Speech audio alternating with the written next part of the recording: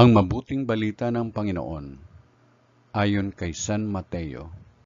Papuri sa iyo, Panginoon.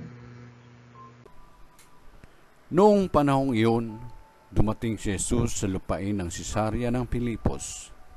Tinanong niya ang kanyang mga alagad, sino raw ang anak ng tao ayon sa mga tao?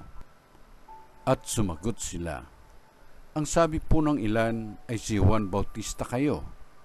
Sabi naman ng iba, si Elias kayo. At may nagsasabi pang si Jeremias kayo o isa sa mga propeta.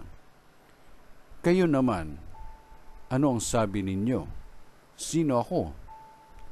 Tanong niya sa kanila.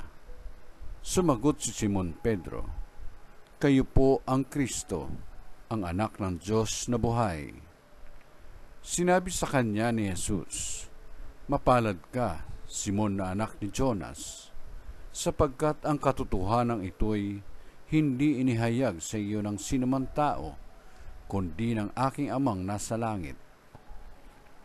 At sinasabi ko naman sa iyo, ikaw ay Pedro, at sa ibabaw ng batong ito ay itatayo ko ang aking simbahan, at hindi makapananaig sa kanya kahit ang kapangyarihan ng kamatayan. Ibibigay ko sa iyo ang mga susi ng kaharian ng langit.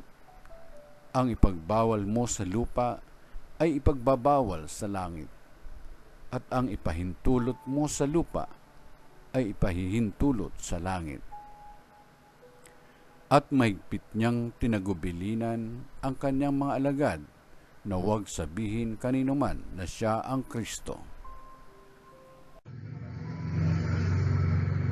Ang mabuting balita ng Panginoon. Pinupuri ka namin, Panginoong Kristo.